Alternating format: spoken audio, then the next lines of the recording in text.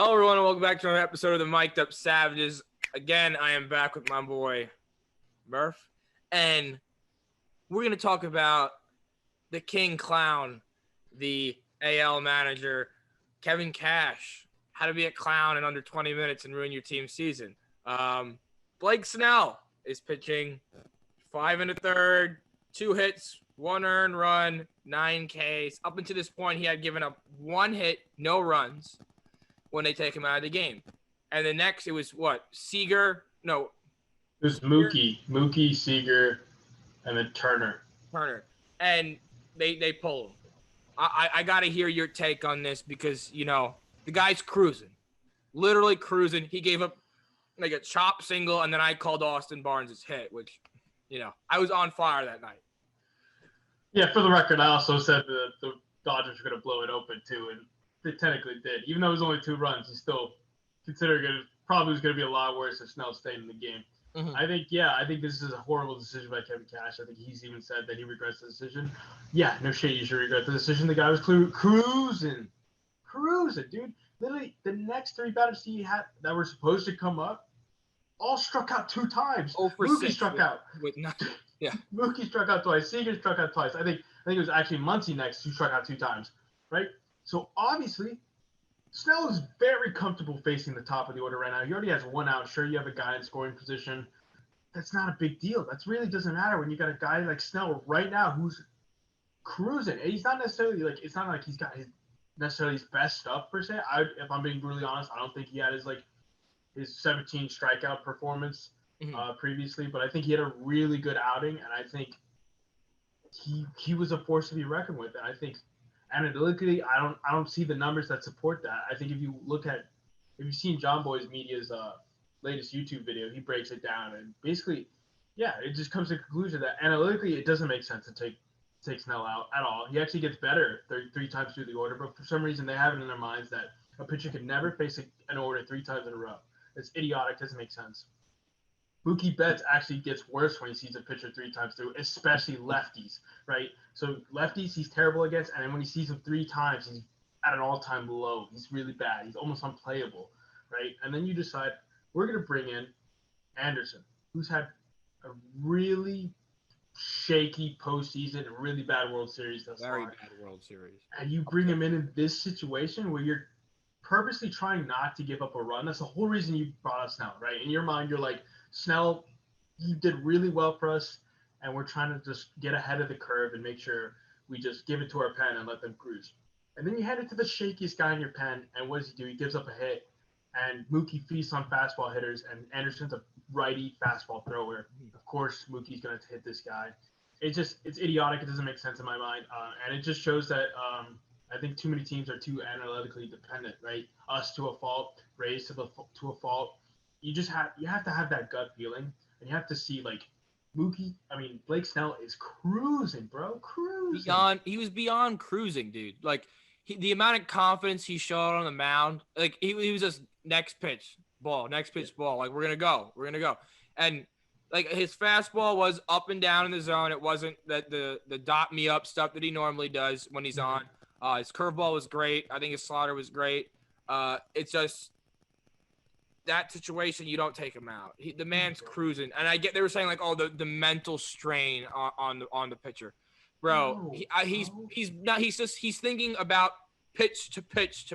He's a 27-year-old in his prime, Cy Young winner. He's focusing on that next pitch. He doesn't care about the next batter. And again, if you want to go analytically, you have 2 lefties coming up. You got to face 1 righty. You know, leave him.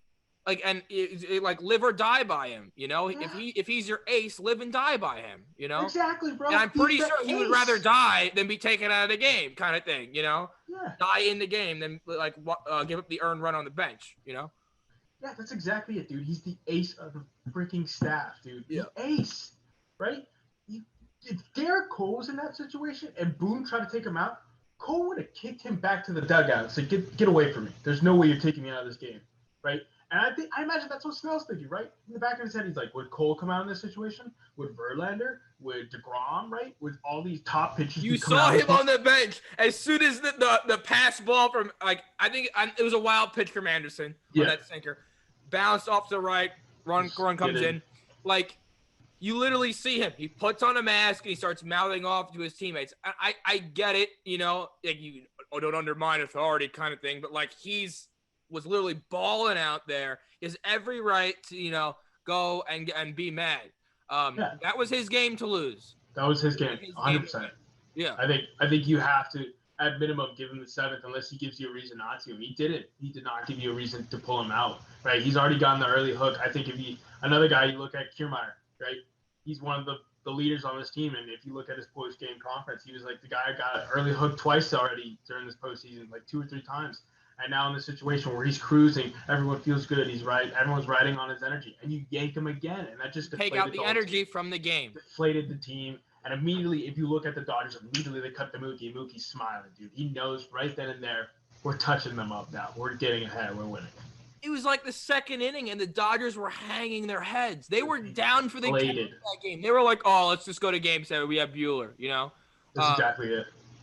And then you literally gave it wasn't even they didn't they got a walk to start the inning. No, they got the hit from Barnes to start the inning, and then it was Mookie, right? Yeah. And then it was Mookie, yeah. And so you it's one hit. They have 2 hits now. They're still not. They don't have the spark. You literally just lit up Mookie and said, you know, let's go. Now I'm facing a righty. I'm a little more comfortable.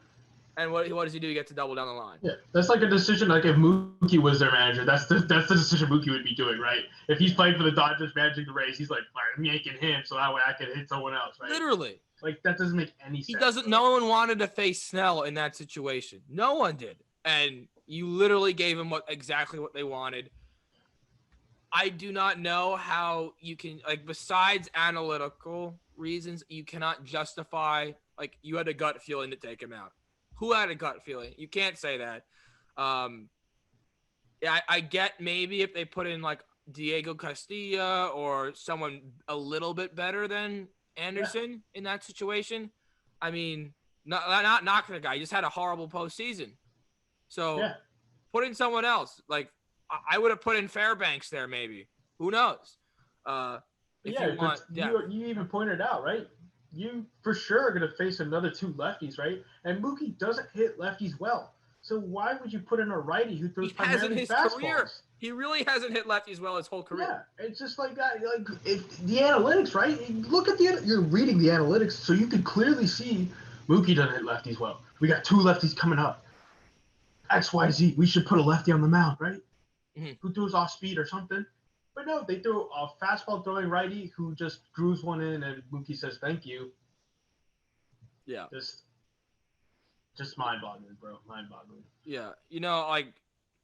That for sure lit a spark under the Dodgers. They literally, for the rest of the game, their pitchers were throwing harder. They were, showing a little swag on the mound. The batters were taking better ABs. Yeah. I mean, we literally sparked them, and I think Kevin Cash. I don't think Nick Anderson lost them the game. It was Kevin Cash's fault. You don't take him out. You don't take him out. You just don't. It's on Kevin Cash this World Series. I hope he knows that because his whole stable failed him in the end. Your stable full of 98ers didn't save you. You lost 100%. The game because you took him out and you trusted your stable.